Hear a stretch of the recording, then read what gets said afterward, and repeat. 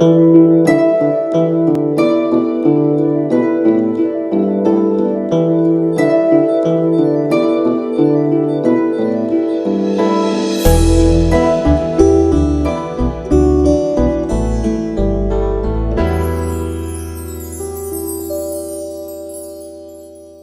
아마도 이제 기본적인 왜 전지전능을 할 때 어떻게 하냐, 그냥 이게 아무나 하는 게 아니에요. 오늘 배우시고 나면은 이제 제대로 하는 건데, 아무나 시키기 때문에 각 공원이라든지 각 지역 주변에서 볼 수 있는 나무들이 상태가 안 좋은 경우들이 굉장히 많아요. 그런 이제 사례도 제가 보여드리고요. 그래서 아마 실내에서 약 한 2시간에서 2시간 반 정도 말씀을 드리고, 바깥에 나가서 이게 이제 도구 준비가 좀 원활하진 않은 것 같은데, 제가 가져온 거 포함해서 이제 시범적으로 같이 이렇게 좀 해보도록 하겠습니다. 혹시 공지사항 나갔다고 그러는데 개인별로 혹시 전지가위를 준비하신 분이 있으신가요? 네. 한번 손 들어 보시겠어요? 전지가위 한 번만, 전지가위 한 번만, 네, 꺼내 보세요. 전지가위 한 번만. 전지가위. 뭐 전지가위만 가져오셨나요? 아니면 톱도 혹시? 톱도 가져오셨습니까? 야, 훌륭하십니다. 네. 네, 좋습니다. 네, 이따가 제가 보여드릴게요. 네, 네. 자, 그러면 이제 시작을 하도록 하겠습니다. 여기 화면이 좀 작지만 교재에 없는 부분도 있어요. 그 화면이 작지만 좀 그래도 이해해 가시면서 좀 보시도록 하겠습니다. 이게 이제 우리가 나무의 종류로 얘기할 때 얘를 이제 교목이라고 해요. 교목. 키가 큰 나무다, 큰 키나무다 이렇게 얘기하는데 원줄기가 이렇게 하나씩 올라오는 그런 형태를 얘기를 해요. 근데 왜 이 기본 용어를 얘기를 하느냐? 기본적인 상황을 좀 아셔야 얘를 제대로 하실 수가 있어요. 자, 여기가 지면이죠. 지면에서부터 나무 끝까지의 높이, 이걸 뭐라고 부를까요? 네, 수고. 나무의 높이란 뜻이죠. 키라고 생각하시면 돼요. 수고. 그 다음에 여기 가지와 잎이 달려있는 곳을 수관이라고 합니다. 수관. 나무의 모자라는 뜻이에요. 모자라는 뜻이고. 발음이 비슷한데 여기 요 원 줄기, 나무의 줄기를 뭐라고 그래요? 수간 이렇게 얘기합니다. 수간, 줄기간자. 이게 대부분 다 한자 말입니다. 줄기간자. 근데 우리가 이제 좀 뭔가 공부를 하고 전문가가 된다는 얘기는 그런 통일된 용어를 제대로 사용하는 것도 전문가이기도 해요. 네. 자, 그 다음에 이제 또 중요한 게 하나 있습니다. 그럼 요게 뭐라 했어요? 수관이라 그랬죠. 그러면 이 수관의 폭, 요거를 수관폭. 이 수관폭이 의미가 커요. 이따가 나무를 관리할 때 이 수관폭이 어떻게 의미를 갖는지 한번 잘 기억을 해보세요. 자, 그 다음에 이제 요게 뭐라 그랬죠? 요게 수간, 줄기간자. 예, 나무의 그 크기를 표현할 때 이 나무의 높이 수고 이런 것도 있고 그 다음에 뭐 수관폭도 표현합니다. 그 다음에 여기서 중요한 게 하나 있어요. 뭐냐면 흉고직경이라고 합니다. 흉고직경, 흉고.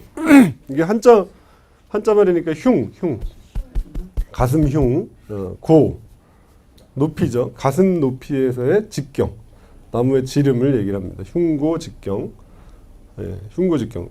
제가 가슴 높이가 어느 정도 돼 보이나요? 네, 제가 저 지면에서부터 여기까지 높이가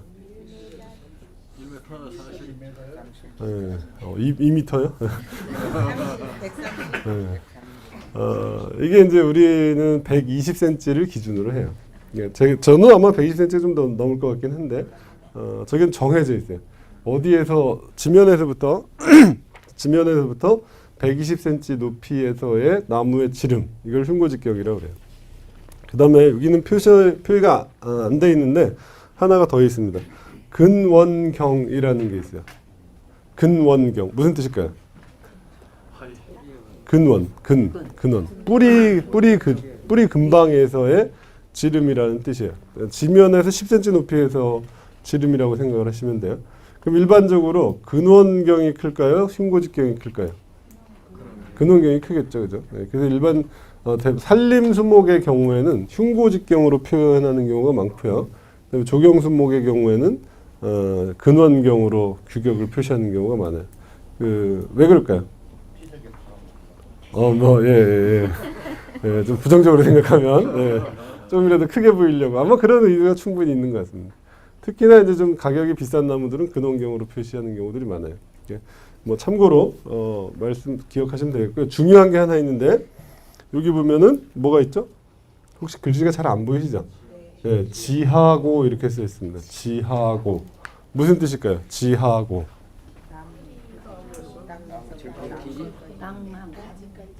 그렇죠. 저 지자가 땅 지자는 아닐 거예요, 그죠? 예, 지하자는 아래 하자일 테고요, 그죠? 그러니까 지하고 가지 아래의 높이란 뜻이에요. 그러니까 지면에서부터 첫 번째까지의 가지까지의 높이. 이게 지하고가 그런 거예요. 그러면은 예를 들어서 이런 거죠. 내가 이 나무를 그늘을 만드는 나무로 쓰려고 한다. 그럼 지하고가 낮아야 될까요? 높아야 될까요? 지하고.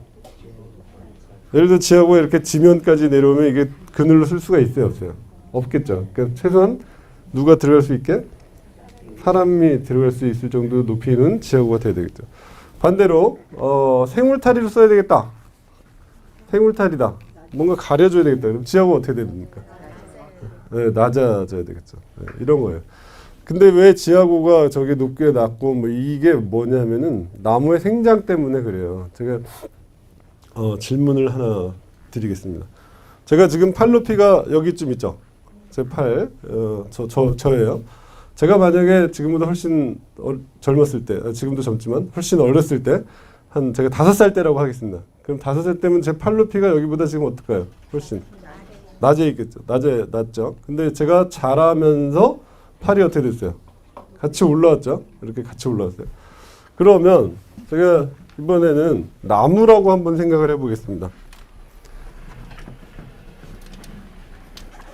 이게 나무를 잘 이해하시는 첫 번째 단계예요. 자, 여기 이제 나무가 한 그루 있습니다. 이게 몇 살짜리 나무? 5살짜리 나무. 여기에 가지가 하나 있었어요. 가지가 하나 있었는데 이 나무가 30살로 제 나이 비슷하게 30살로 이렇게 컸다. 그러면 이 가지는 어디로 갔을까요? 없어졌을 것 같아요. 부러뜨리셨어요. 자, 선택형으로 드릴게요. 고민 안 하시게. 자, 저는 아까 어떻게 됐습니까? 제 팔은 제가 크면서 이 팔 자체가 이렇게 같이 쫓아 올라왔죠. 네, 나무는 어떨까? 고민해봐야 돼요. 그 자리에 그대로 있다. 1번. 아니다.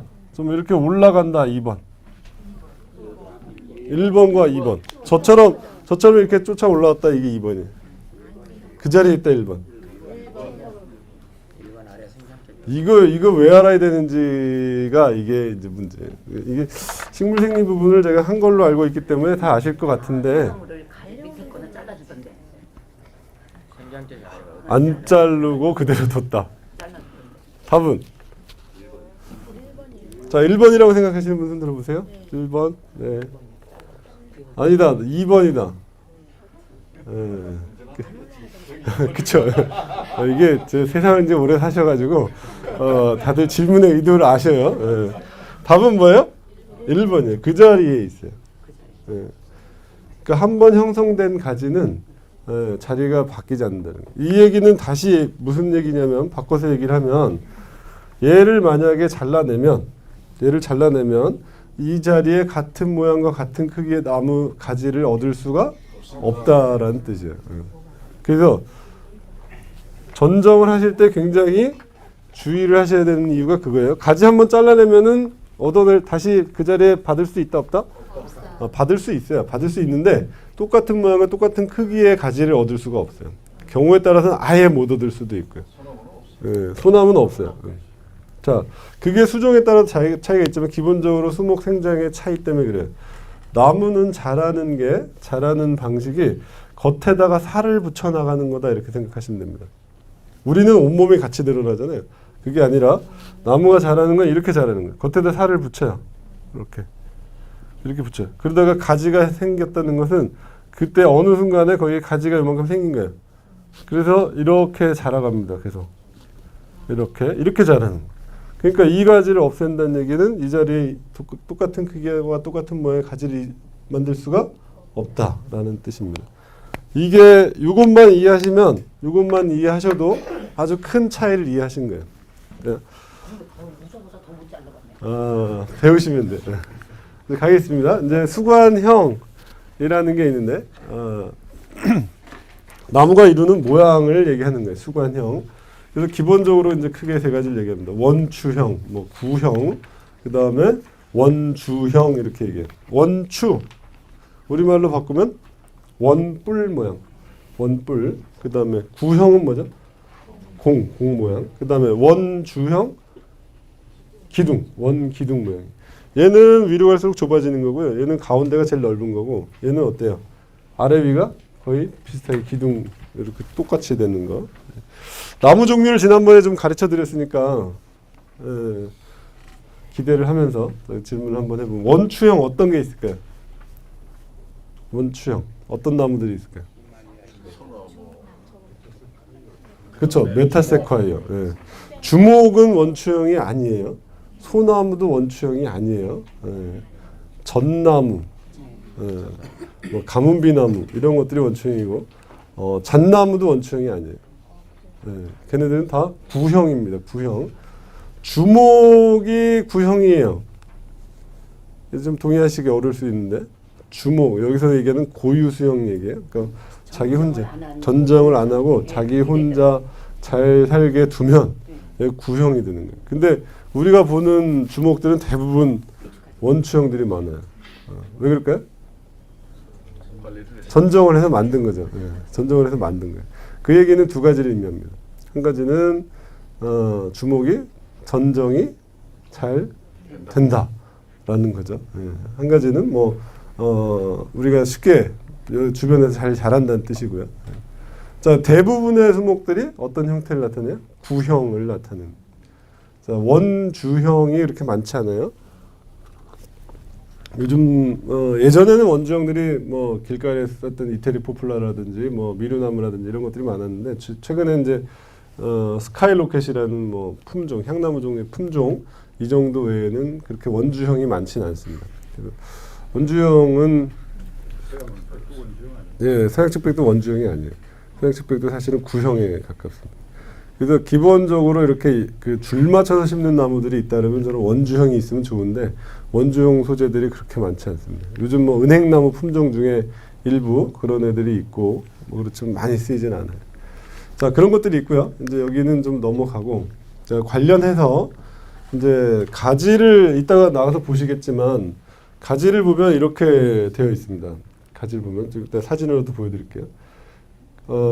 이미 생리에서도 배우신 바와 같이 나무, 식물의 생장, 나무도 식물이에요. 풀도 식물이고 나무도 식물이잖아요. 식물의 생장은 어디에서 이어지냐면 생장점이라는 것이 있어요. 생장점. 끝으로 봤을 때 생장점이 있어요. 우리가 흔히 눈이라고 그럽니다. 들어보셨죠? 눈. 그 한자 말로는 뭐라 그래요? 그죠? 그래서 끝에 있으면 무슨 정화. 정화. 옆에 있으면 치가. 이렇게 얘기하는. 그 다음에 여기 또 있는데 액아라고 합니다. 액아. 저 액자가 무슨 액자일까요? 겨드랑이 액자입니다. 그래서 저기 잎과 가지가 이루는 여기 이렇게 겨드랑이 모양에 생기는 눈을 액아라고 그래요.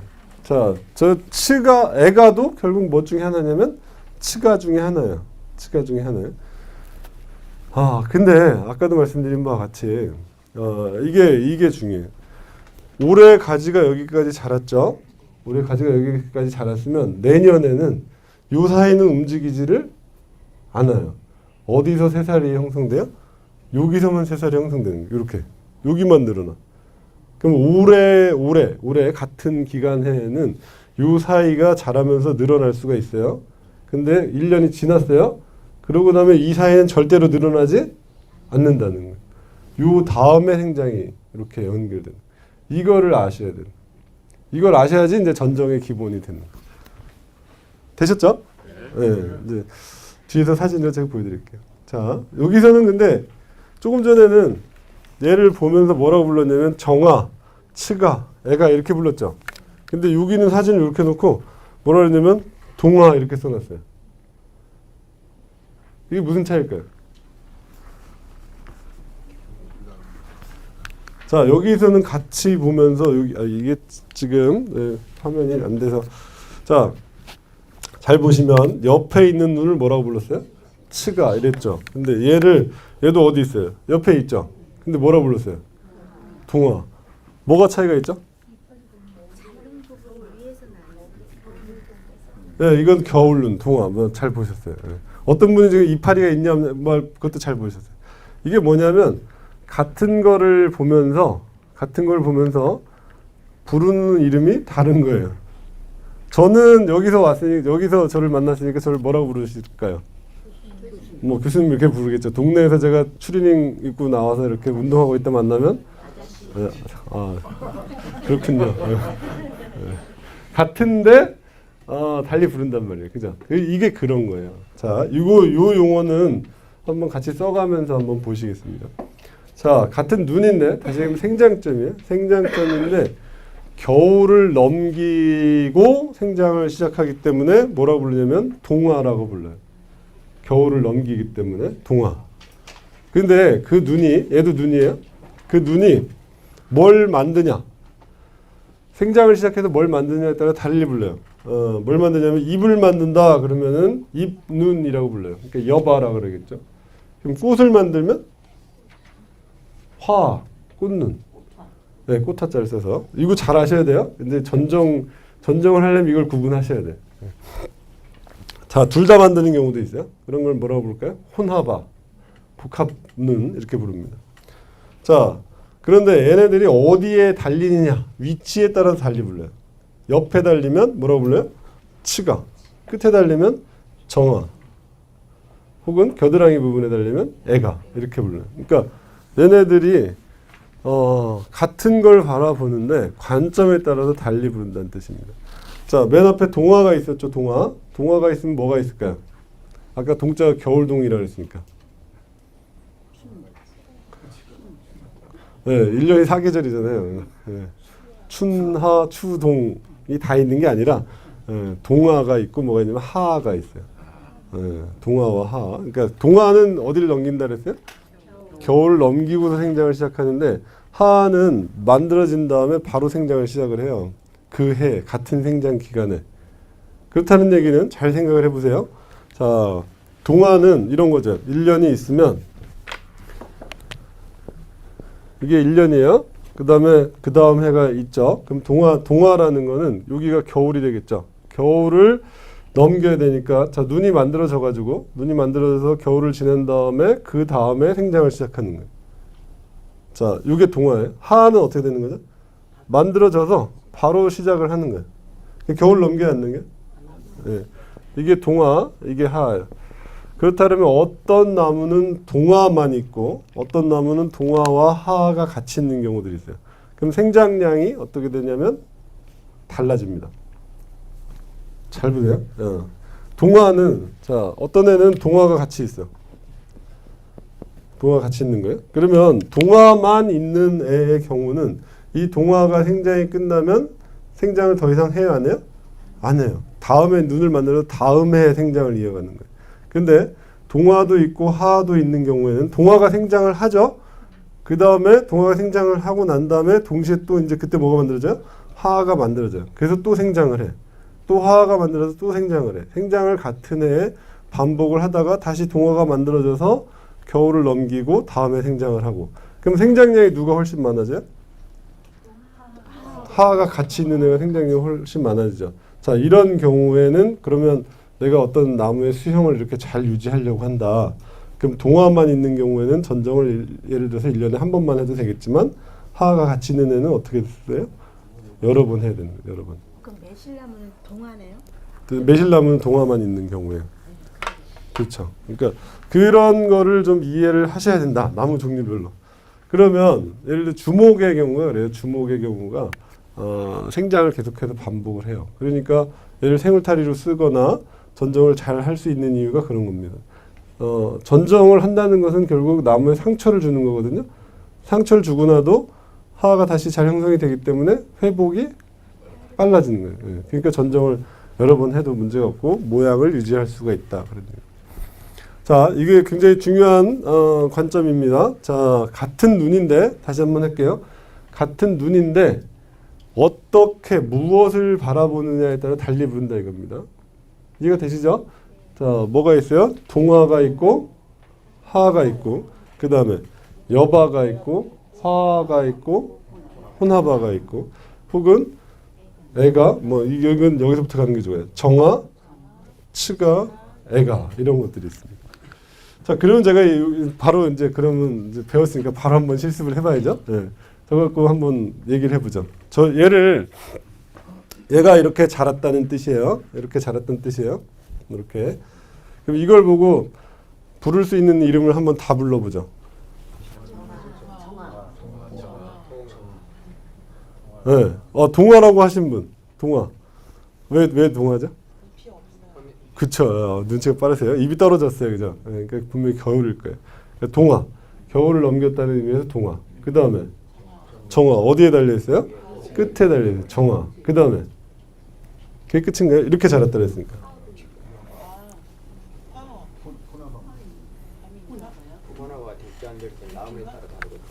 아니 이게 지금 자란 거예요. 이게 사진이 뭐 불분명하다고 그러면 할 말은 없는데, 예, 여기 뒤에 보시면 입이잖아요, 그죠? 예, 이게 입자래요. 그럼 뭐라고 불러야 될까요? 여바입니다. 여바. 하나를 보면서 여러 가지를 얘기를 할 수가 있어요. 이게 이제 왜 이런 얘기를 하게 되냐면 나중에 가만히 생각을 해보시면, 만약에 내가 이 나무에 꽃을 보고 싶은데 화를 잘라버려. 그럼 꽃수가 어떻게 됩니까?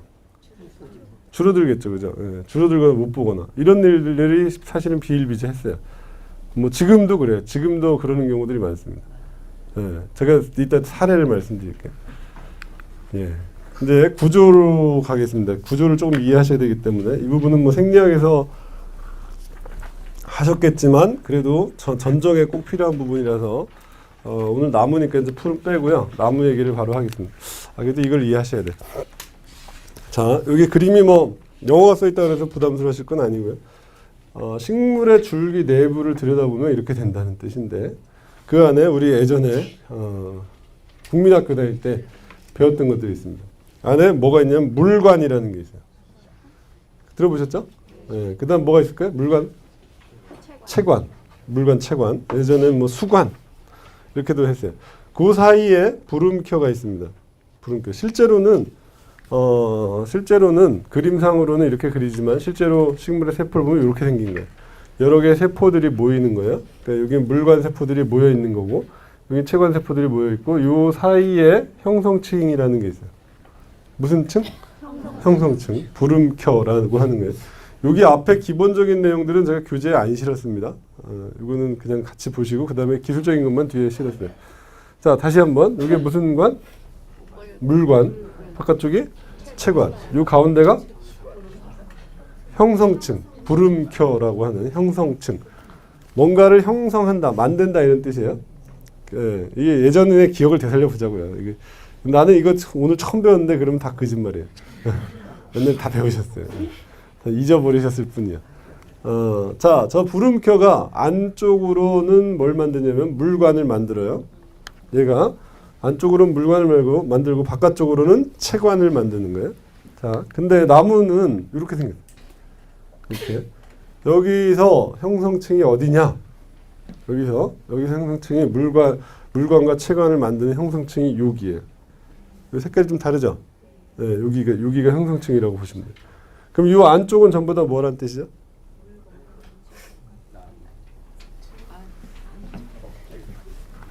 제가 너무 짧은 시간에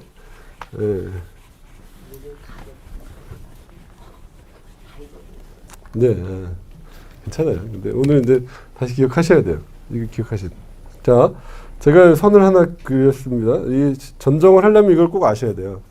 이걸 모르시면 이걸 모르기 때문에 전정이 다 잘못돼가지고 나무들이 주변에 있는 나무들이 건강하지 않은 게 바로 그래서 그래요. 제가 그 산림교육원에서 그 녹지관리원들 매년 교육을 하는데 매년 이거 해요. 매년 뭐 혹시 여기도 혹시 계실지 모르겠는데 들어보신 분이 자 이게 뭐라고요? 지금 제가 뭘 그렸어요? 이게 형성층 부름켜라고 하는 거. 얘가 형성층이 안쪽으로는 물관을 만들고요, 바깥쪽으로는 채관을 만들어요. 이게 이제 이게 관점이에요. 이거를 잘 아셔야 돼요. 여기 그러면 이 안쪽은 전부 다 뭐란 뜻이죠? 물관이란 뜻이에요. 물관. 그러면 가장 최근에 만들어진 게 제가 여기다 1번, 2번 썼습니다. 1번과 2번 중에 누가 최근에 만들어진 거죠? 누가 최근에 만들어진 거예요? 2번이에요. 그죠? 네, 2번. 그러면 이 얘기는 무슨 얘기냐면 이 형성층이 안에서부터 이렇게 만들고 나왔다는 뜻이에요. 이렇게 만들면서 나온다는 뜻이에요. 자, 이제 3번과 4번. 여기 3번, 4번이에요. 3번, 4번 중에는 누가 최근에 만들어진 거죠? 3번에 최근에 만들어진 거예요. 4번이 오래된 거예요. 네.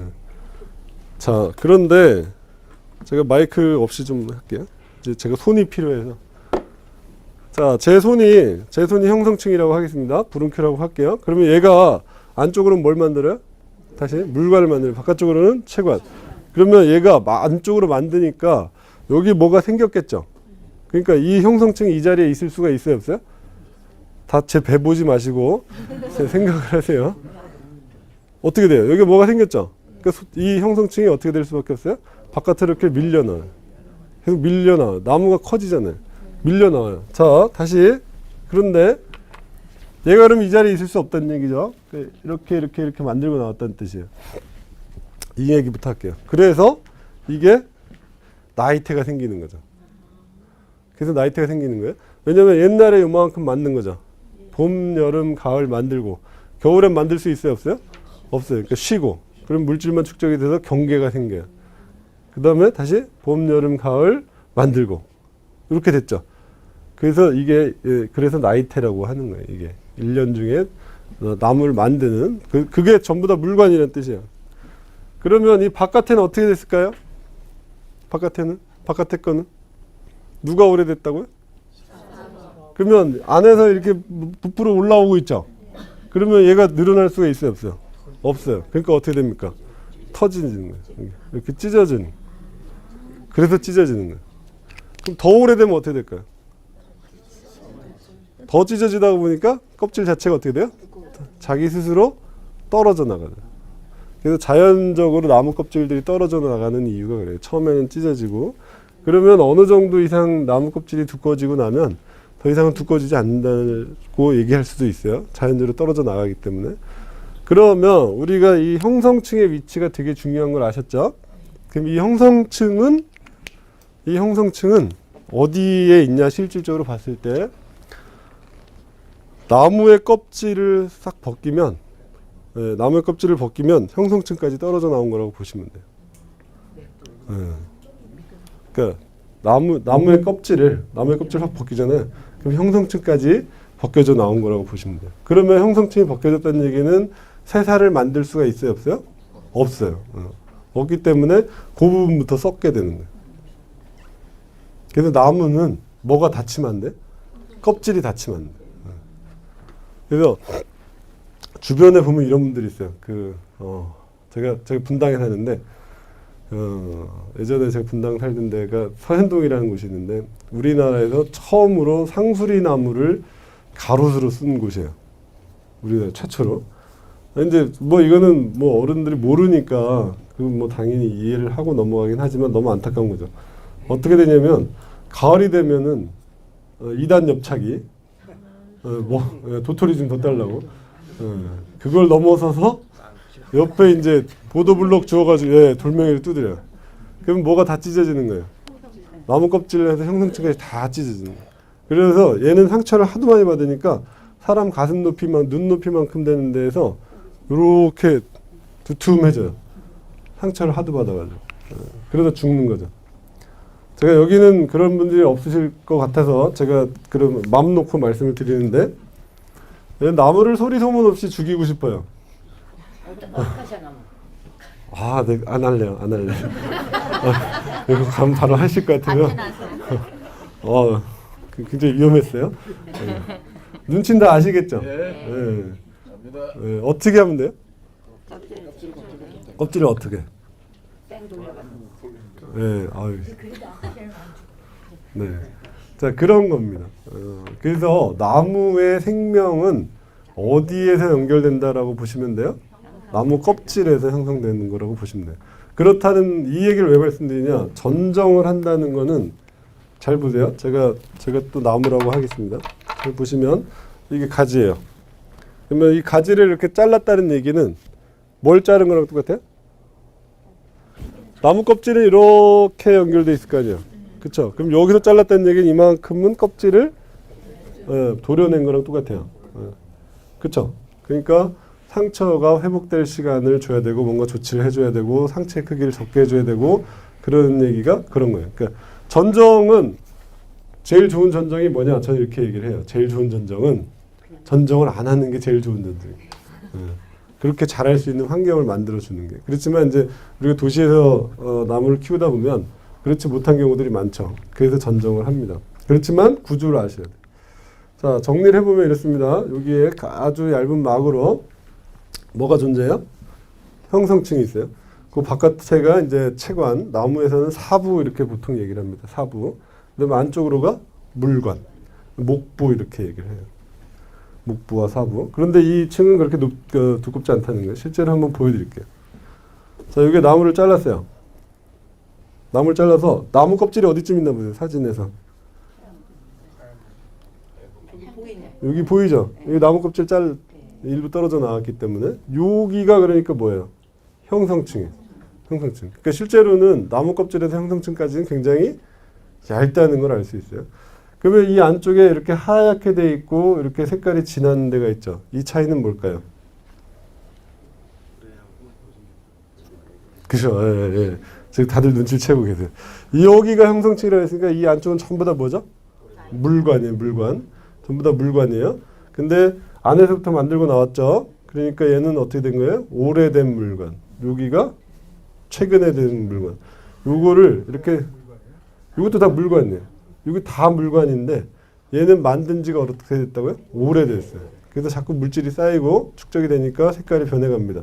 더군다나 오래되다 보니까 뭐가 없어져요? 기능이 없어져요. 그래서 여기 물관 기능을 잘 못하는 거예요. 그래서 여기를 뭐라고 부르냐면 깊은 데 있다 그래서 심재. 여기를 뭐라고 불러요? 변재. 실질적으로 지금도 왕성하게 물관의 역할을 하는 곳은 어디? 변재 부분이에요. 그러면 제가 나무에다가 주사를 놔줘야 되겠다. 그럴 경우도 있겠죠. 그럼 주사 바늘을 넣어야 돼요. 주사 바늘 넣는데 어디까지만 꽂아야 될까요? 여기 가서 주사 바늘이 있어봤자 소용이 없죠. 여기서 잘 물관의 기능을 잘 못하기 때문에 물론 퍼져나가긴 퍼져나가요. 그렇지만 왕성하게 퍼져나가진 않는다는 거죠. 그 변재 부분에 바늘이 있어야 되는 이유가 그런 거예요. 이게 이제 나무를 다루는 게 굉장히 전문적인 일이라는 거예요. 그러니까 대충 하면 안 돼요. 여러분들 이제 다 해보시려고 이 자리에 오신 거고 이미 하고 계신 분도 계시겠지만 좀 더 공부를 해가시면 하면 좋겠다. 자, 이 변재와 심재, 심재와 변재의 비율은 나무의 종류마다 다 어때요? 다 달라요. 이게 이제 주목이에요. 이 사진 주목인데 주목의 경우는 변재 비율이 굉장히 낮은 작은 걸로 특이한 점이 있습니다. 주목이라고 부르는 이유는 바로 이 심재가 이렇게 붉은색을 나타내기 때문에 주목이라고 부르는 거예요. 이 심재 색깔 때문에. 자, 여기 보이시죠? 얼마 안 되죠, 그죠? 그럴 수도 있어요. 일반적으로 빨리 자라는 나무들이 그 변재 비율이 높아요. 근데 꼭 그렇지는 않고요. 일반적으로 그렇습니다. 자, 심재와 변재까지 말씀드렸고, 이제 뭐 절대 잊어버리시면 안 되는 게 뭐예요? 나무의 껍질. 나무는 껍질을 다치면 안 된다. 제가 제일 싫어하는 사람들이 이런 사람들이에요. 제가 식물원에 오는데 식물원에 오면은 주차장 부근에 보셔서 아시죠? 나무들이 있거든요. 거기다가 후면 주차하시는 분들. 이게 아파트나 공원이나 있는데 다 가면 화단이 있잖아요. 거기에 다 뭐라고 써 있냐면 전면 주차 이렇게 써 있어요. 그게 이유가 다 있습니다. 왜 전면 주차라고 돼 있죠?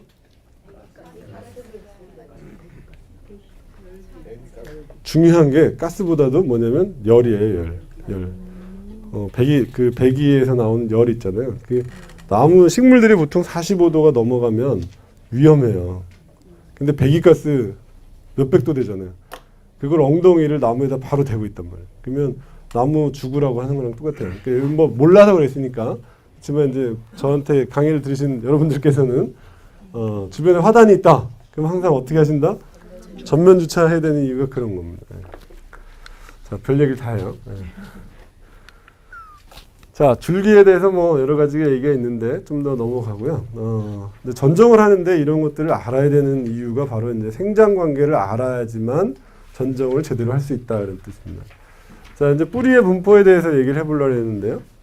이것도 전정하고 굉장히 중요합니다. 전정하고 관계가 있어요. 자, 이만큼을 아까 뭐라 그랬죠? 이거 여기를 뭐라 그랬어요? 수관 그랬죠? 그러면 이거 수관의 폭, 수관 폭 이렇게 되죠. 그러면 나무가 자라는데 이건 초본 식물도 마찬가지입니다. 풀도 마찬가지인데 기본적으로 식물이 자랄 때 수관이 이렇게 여기까지 퍼져 있다. 그러면은 뿌리도 그만큼 자라고 있다. 이렇게 생각하시면 돼요. 뿌리도 거기까지는 자라고 있다. 이게 옮겨 심은 거냐 한 자리에서 오래 사느냐에 따라서 좀 다르긴 하지만 비율은 일반적으로는 식물은 지상부와 지하부의 균형을 맞추면서 자라는 게 일반적입니다. 균형. 그러니까 지상부가 1이면 지하부도 1만큼 자라는 거예요. 균형을 맞춰요. 그런데 이게 자라는데 깊이도 들어가지만 주로 옆으로 퍼져나가요. 그 뿌리가 하는 일이 뭐죠? 뿌리가 왜 있어요? 그렇죠. 양분 흡수, 그러니까 무기양분이죠. 무기양분 흡수도 하고 또 물도 흡수해야 되고, 네, 지탱하는 역할도 하고 이런 역할을 하잖아요, 그죠? 당연히 지탱하기 때문에 깊이도 들어갑니다. 그런데 조금 전에 얘기한 흡수의 기능을 담당하는 뿌리들은 일반적으로 지표면에서부터 지표면 부근에 있다고 생각하시면 돼요. 지표면에서 한 30cm 이내에 다 있어요. 그 중에서도 한 20cm 이내에 있는 뿌리들이 가장 왕성한 흡수의 역할을 합니다. 그러면 여기서 흡수라는 거는 숨쉬기도 포함돼요. 뿌리가 숨도 쉬어야 되거든요. 네. 그러면 여기다가 예를 들어서 내가 흙을 이만큼 덮어줬어. 좋을까 안 좋을까? 안 좋아요. 네. 갑자기 흙을 많이 덮어주면 두꺼운 이불 덮어주는 거랑 똑같아. 여름에 더워 죽겠는데 네? 겨울 이불 덮어주는 거랑 똑같아요. 그러면 서서히 얘가 어떻게 돼요? 죽어가게 돼요. 당장은 안 죽어요. 근데 그게 시간이 지속될수록 뭐 2, 3년 이 정도 걸리죠. 큰 나무들이 우리나라에 있는 큰 나무들이 죽는 원인 중에 대부분이 뭐예요? 네, 이거 흙 덮어줘서 그래요. 그 뭐 몇백 년 된 나무들 있잖아요. 2, 300년 된 나무들이 죽는 이유들이 대부분 흙 덮어줘서 그래요. 혹은 흙을 덮거나 뭘 하냐면은 여기다 석축을 따요. 그래서 못 나가. 혹은 여기다가 이제 여기는 안 싸주고 여기다 이렇게 싸서 이렇게 높여줘. 그렇게 되면 여기가 숨을 못 쉬죠. 그 물은 여기로 모여요. 그렇게 되니까 여기는 물이 너무 많아서 과습해서 죽어요. 네, 이런 경우들이 많습니다. 그래서 이 뿌리의 관계를 제가 전정해서 말씀드리는 이유는 이제 지금 말씀드리려고 하는데, 자, 지상부와 지하부의 균형이 맞아야 된다 그랬죠, 그죠? 그럼 나무를 옮겨 심으면 나무를 옮겨 심을 때 어떤 일이 벌어지죠?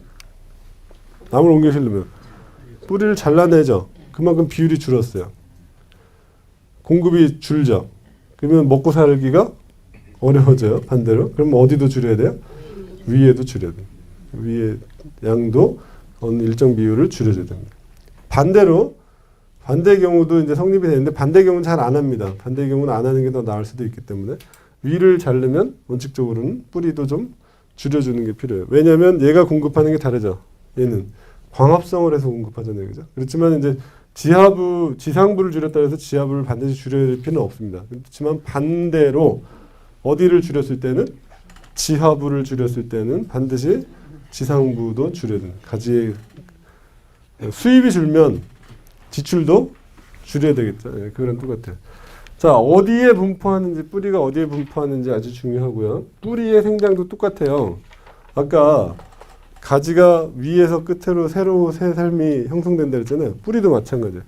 뿌리도 새로운 생장이 이 끝에서 연결돼요. 이렇게. 그리고 가장 최근에 형성된 뿌리들이 흡수 기능을 다 하는 거예요. 그걸 뭐라 그러면 보통은 세근 이렇게 얘기합니다. 세근. 아주 미세한 뿌리란 뜻이죠. 이 세근들은 그러면 당연히 여기서부터 먼 곳에 있어요? 가까운 곳에 있어요? 먼 곳에 있죠. 근데 우리는 본능적으로 물을 주려고 그럴 때도 여기 있으면 어디다 주죠? 여기다 주죠. 의미가 있습니까 없습니까? 이거 저 식재 하셨죠? 식재 배우셨죠? 네, 식재하면서 관수도 배우셨을 텐데 여기다 줘봐야 의미가 없어요. 어디다 줘야 돼요? 바깥쪽으로 줘야 돼요. 바깥쪽으로. 그런데 이제 우리가 이게 어디까지 있는지 명확히 모르는 경우 많죠. 보통은 수간폭 바깥에까지 있다라고 하지만 옮겨 심은 나무의 경우는 그렇지 않을 수도 있죠. 그래서 이 위치를 찾는데 그 위치를 찾을 때 보통은 여기까지를 3등분합니다. 요거를 3등분하면 하나, 둘, 셋 되죠? 그 중에서 일반적으로 실패하지 않는 경우는 요 가운데 토막에다가 주면 비료 줄 때 마찬가지겠죠? 예. 물 줄 때 마찬가지고. 그러니까 여기다가 뭐 아무리 많이 해봐야 의미가 없습니다. 자, 바깥에 있기 때문에. 자, 수목의 기본에 대해서 말씀드렸고요. 그 다음에 이거는 지난번에 정원 수목 설명하면서 잠깐 말씀을 드렸었는데, 나무는 뭐를 비교해야 되겠다? 제목이 뭐예요? 내음성. 무슨 뜻이죠? 내음성. 음자는 그늘이란 뜻이에요.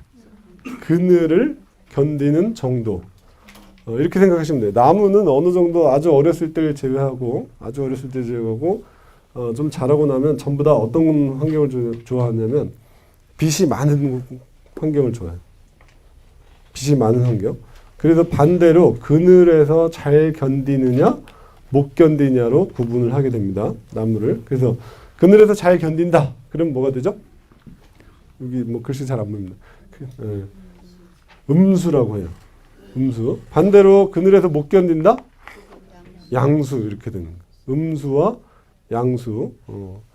그렇다는 얘기는 이게 그 식재에서는 어떤 환경에다가 나무를 심어야 되냐 이런 얘기가 되겠지만 전정에서는 또 다른 관점이 있을 수 있어요. 잘 생각해 보세요.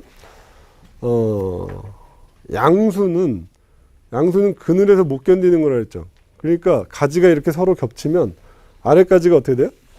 그늘에 들어가니까 얘가 시름시름 상태가 안 좋아집니다. 그러니까 양수의 경우는 가지들이 서로 겹치지 않도록 전정을 해주는 게 좋겠다 그런 얘기입니다. 음수의 경우는 어때요? 음수의 경우는 잘 견디죠. 그러니까 일반적으로 음수인 경우 나무들은 전정을 별로 안 해도 돼요. 안 해도 큰 문제가 없어요. 극단적인 예로 양수 중에 이제 가장 극단적인 거를 극양수 이렇게 얘기해요. 극양수. 근데 소나무 같은 경우가 이제 양수거든요. 근데 소나무 종류 중에서도 우리가 가장 좀 고가에 거래되는 것 중에 하나가 반송이라는 소나무입니다. 반송 이렇게 동그랗게 되는 거예요. 이 반송의 경우는 거의 극양수예요. 그래서 아래가지가 위가지랑 겹치게 되면 아래가지가 어떻게 돼요? 죽어요. 그래서 소나무 전정할 때는 항상 가지를 이렇게 옆으로 이렇게 두 개씩 이렇게 벌리게 됩니다. 그러니까 나무의 습성에 따라서도 뭔가 조치를 해줘야 되는 일들이 다를 수 있다. 지난번에 정원수목 얘기할 때 말씀드렸었는데 혹시 나중에 나무를 키우는 거에 관심이 있으신 분이 있다면은 저는 이제 음수 중에서 꽃이 잘 피고 또 뭐랄까 도시 환경에서 잘 견디는 나무들을 좀 찾을 수 있다 그러면은 아마 좀 괜찮지 않을까 이런 생각을 합니다. 그 얘기는 뭐 지난번에 했으니까 넘어가고요. 네, 여기까지가 이제 나무에 대한 기본적인 성질을 다시 한번 점검을 해봤고요. 이제